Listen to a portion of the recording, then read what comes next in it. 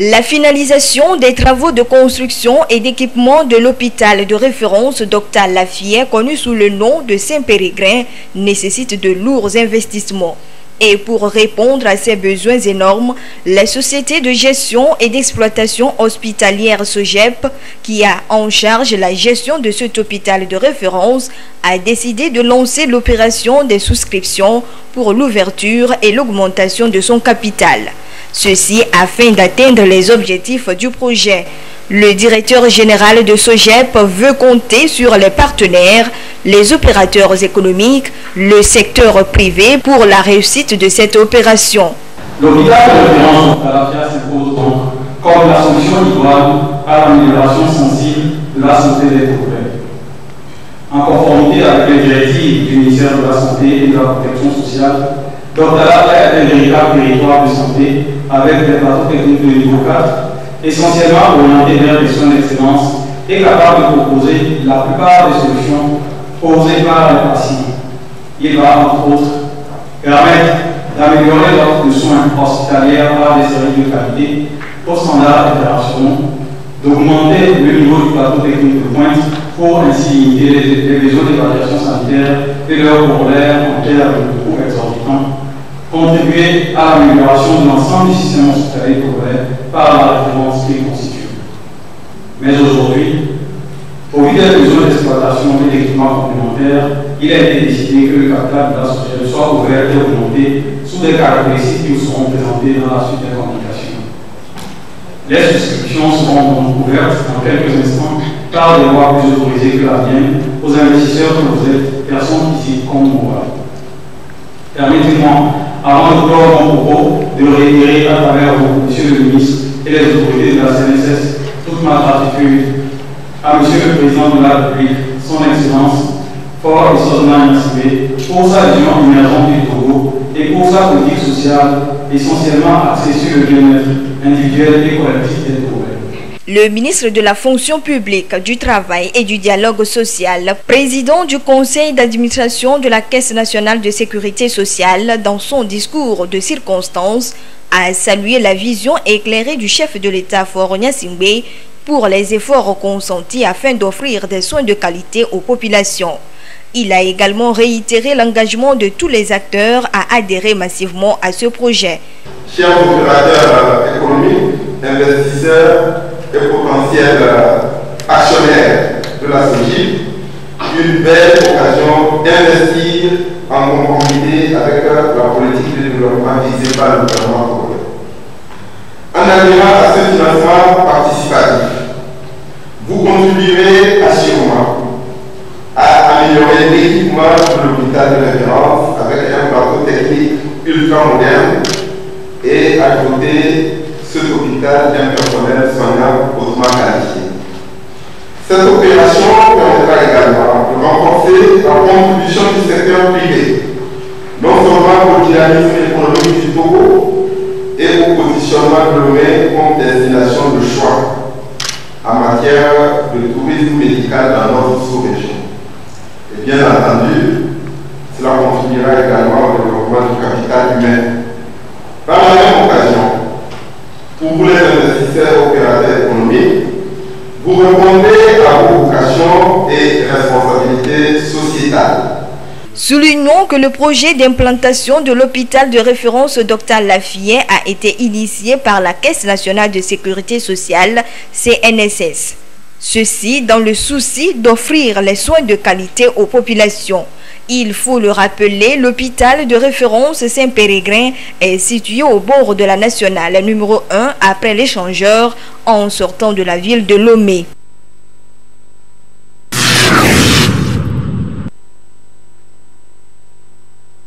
Signature de convention entre l'Agence Éducation Développement AED et certaines organisations patronales du Togo, à savoir le Groupement National des Entrepreneurs du BTP, JNE-BTP, le Conseil National du Patronat, CNP, et la Chambre de Commerce Européenne au Togo, Eurocham.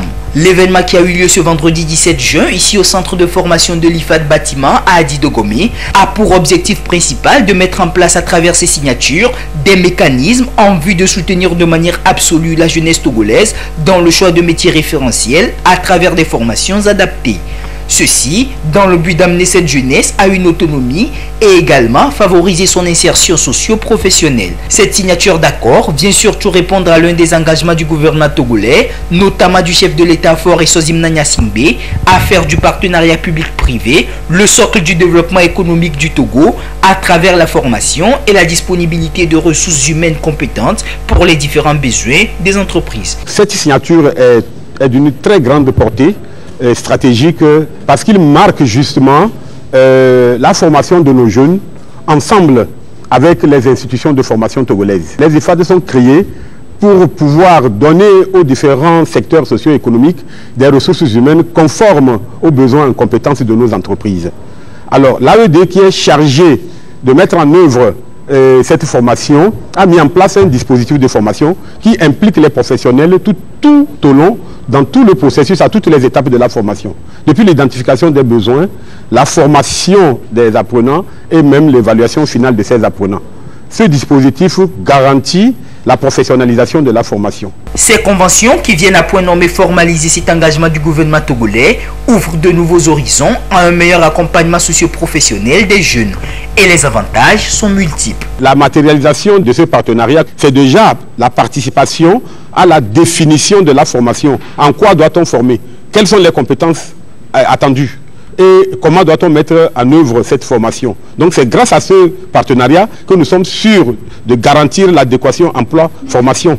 Mais au-delà, ces entreprises se sont engagées à assister l'AED, fois selon les demandes de l'AED. Représentant le chef de l'État à cette rencontre, le ministre conseiller auprès de la présidence, Simfei Tchéou Pré, en saluant la dynamique de ces accords, n'a pas manqué de souligner leur rapport à la bonne réalisation de la feuille de route gouvernementale. La création des IFAD s'intègre harmonieusement dans la feuille de route gouvernementale Togo 2020-2025 et particulièrement en son axe stratégique numéro 2, à savoir dynamiser la création d'emplois en s'appuyant sur les forces de l'économie nationale. La signature des différentes conventions donnera aux jeunes apprenants issus des IFAD les moyens de mieux appréhender le monde complexe du travail et leur procurer d'indéniables atouts, de vrais métiers et de véritables carrières.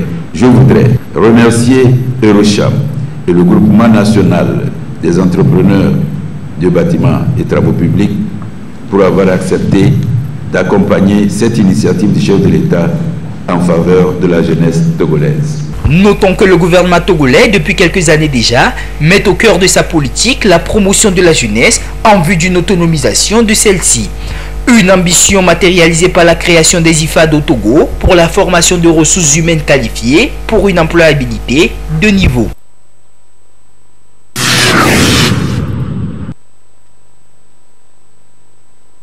Recrutement des apprenants pour le compte de la rentrée 2022-2023 dans les différents instituts de formation en alternance pour le développement IFAD. L'annonce a été faite ce lundi 13 juin lors d'une visioconférence de presse tenue par le comité administratif de l'Agence Éducation et Développement AED, agence en charge de la gestion des IFAD au Togo, à savoir IFAD Bâtiment, IFAD Aquaculture et IFAD Élevage. Il a tout d'abord été question lors de cette rencontre avec la presse de faire part des innovations qui seront apportées aux formations pour le compte de cette nouvelle année académique et ensuite présenter les dispositions spécifiques prévues pour mieux outiller les apprenants à la rentrée prochaine. Nous avons l'IFAD Aquaculture qui avait déjà ouvert il y a 3 ans où nous recrutons pour la spécialité aquaculture en baccalauréat professionnel. On va recruter également pour la spécialité élevage. À Lomé, à l'IFAD Bâtiment, là nous allons recruter pour 6 formations et nous avions déjà 3 formations déjà ouvertes. Nous avions déjà le gros œuvre en maçonnerie qui est bac pro gros œuvre. Nous avions déjà aussi le bac pro froid et conditionnement de l'air qui est ouvert et nous avions également la formation finition qui englobe le carrelage, la peinture, les plafonds, à savoir le staff, etc. Nous ouvrons pour 3 nouvelles formations, ce qui va porter les formations au nombre de 6. Nous avons un bac pro électricité et environnement connecté. Nous avons 2 CAP que nous allons ouvrir en menuiserie.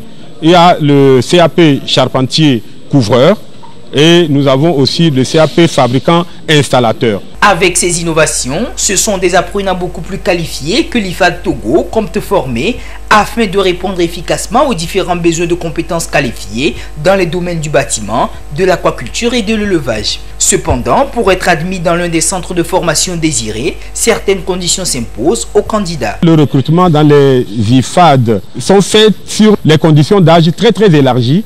Le recrutement se fait sur la base fondamentalement de la motivation du jeune et non sur la base de ses capacités intellectuelles, etc. Lors de nos recrutements, nous avons programmé l'entretien de motivation.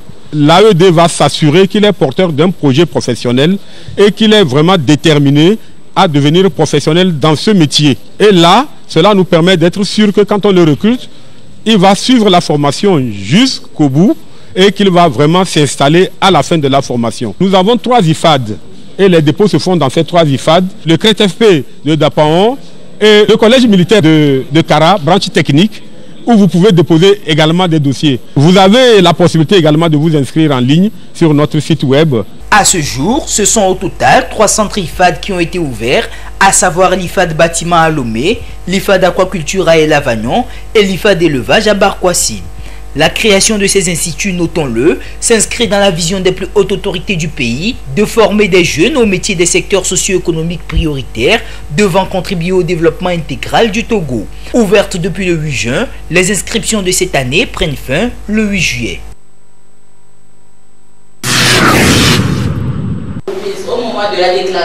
Ils sont une soixantaine de professionnels de médias à prendre part à cette formation sur la fiscalité.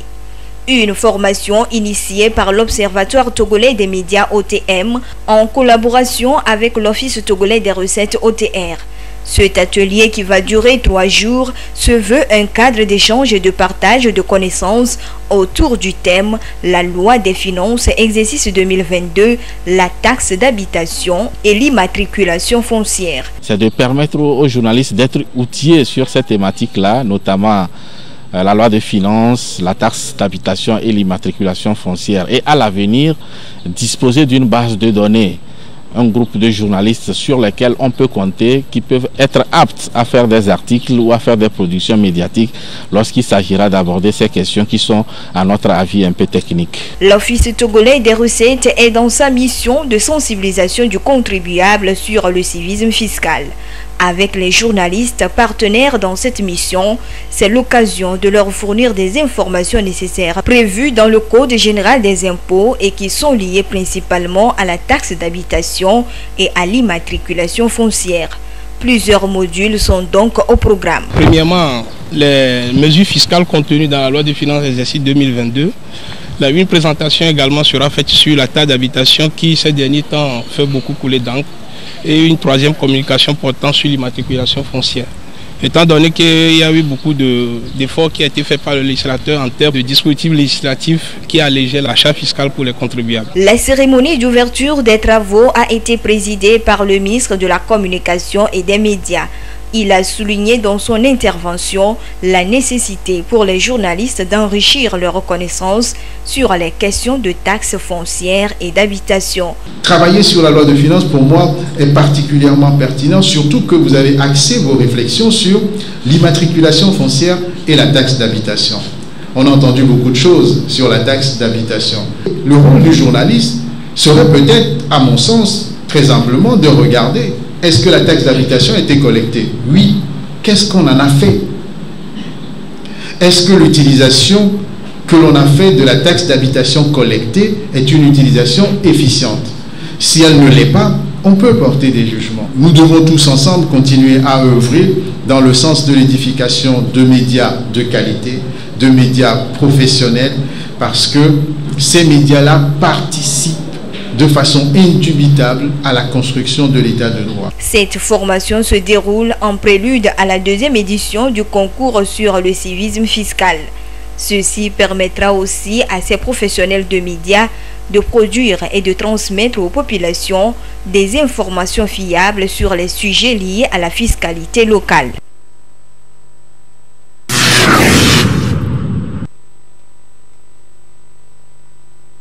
Nous sommes ici au Centre national de transfusion sanguine de Lomé, CNTS. Il sonnait 9h ce mardi quand Bernard Adadé, un jeune Togolais, fait son entrée pour poser un geste, pas des moindres. Il vient faire un don de sang.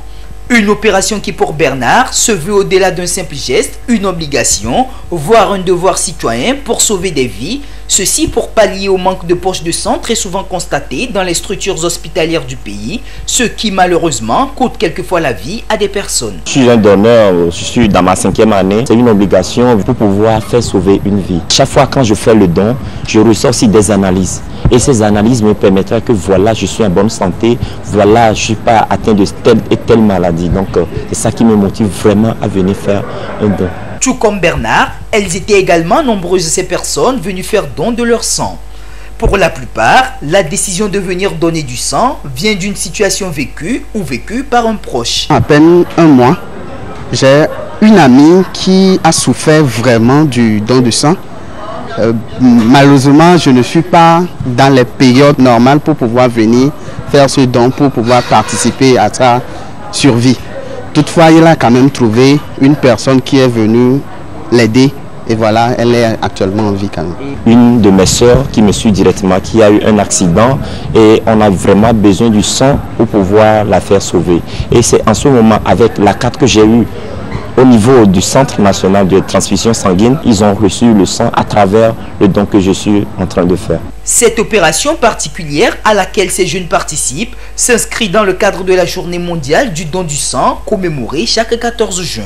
Une journée dont l'un des objectifs premiers est celui de souligner la contribution essentielle des donneurs de sang volontaires. Conscients de cela et du rôle qu'ils ont à jouer dans ce sens, ces donneurs exhortent d'autres personnes jusqu'ici hésitantes à opter pour le geste vital en donnant du sang afin de sauver des vies. Ça ne diminue rien en toi. Au contraire, ça augmente beaucoup de choses que toi-même tu ne peux pas remarquer. Et aussi, toutes ces personnes qui se disent « Ah, peut-être moi je ne peux pas le faire tel ou tel », de faire comme moi, de venir, c'est au docteur de juger si vous pouvez donner ou pas. Je veux dire à tout le monde de donner le sang, parce que le sang peut aider les gens, les gens qui en ont besoin. Les gens meurent comme ça à l'hôpital, c'est pas bon. Mon sang n'a jamais fini, je n'ai jamais manqué de sang jusqu'à aujourd'hui. Donc je les invite aussi à pouvoir le faire sans souci. Je suis donneur, ça fait longtemps, mais je me cesse toujours de le faire. Et j'invite tout le monde aussi à pouvoir le faire comme moi. Les autres, mes camarades qui refusent de donner le sang, je leur dis que le don de sang, c'est un bien. Et je les exhorte de venir faire le don de sang. J'aimerais dire à mes frères, à mes soeurs togolais, de ne pas avoir peur de venir donner du sang. Parce que donner du sang, c'est sauver une vie. Aujourd'hui, peut-être ce n'est pas toi. Aujourd'hui, peut-être ce n'est pas un membre de ta famille. Mais demain, ça peut l'être. Donc, n'hésitons pas à venir donner de notre sang pour pouvoir sauver une vie. Pour ceux qui veulent toujours donner du sang, je les encourage, je les sensibilise de continuer. On n'écoute pas les on-dit, mais on n'a qu'à continuer à donner.